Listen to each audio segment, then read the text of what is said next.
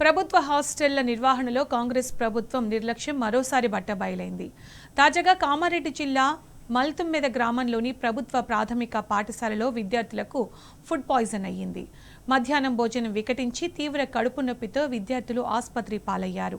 హుటాహుటిన ఎల్లారెడ్డి ప్రభుత్వాసుపత్రికి తరలించగా వైద్యులు అన్ని టెస్టులు నిర్వహించి కలుషిత ఆహారం తినడం వల్లే ఇన్ఫెక్షన్ అయ్యిందని తెలిపారు.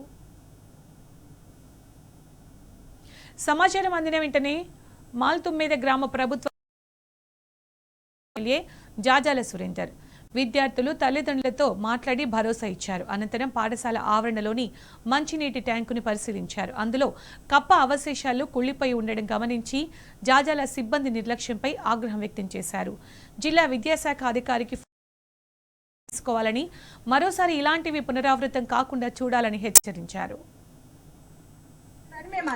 మీరు ఎప్పటికి ముద్రగా కాకుంటుంటారా? అప్పుడు తీసేస్తాం, మేము తీసేయం కదా అని అట్లా మాట్లాడింది. ఇప్పుడు కూడా పిల్లలని అన్నం తిని వీళ్ళు కింద పడి బొర్రుతుంటే యాక్టింగ్ చేస్తుంటారు అని గేటుకు నువ్వు కింద గేటుకు నువ్వుతే ముగ్గురు పిల్లలకు తలకు దెబ్బ తాకింది. ఈ రోజు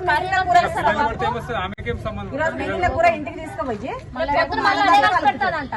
మార్నింగ్ తీసుకొచ్చి మళ్ళీ ఈ నీళ్ళతో మొత్తం పురుగులు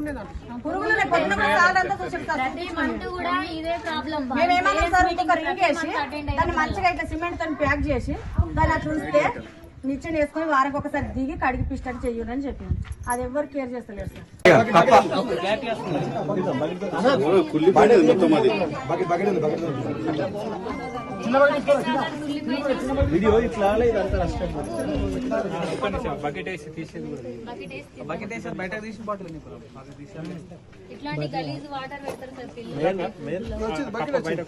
వాటర్ సంపుంది, కప్ప కుళ్ళిపోయింది. దాంట్లో మొత్తం చెత్త చెదరం, దాంతో పాటు కప్పలు చనిపోయినాయి.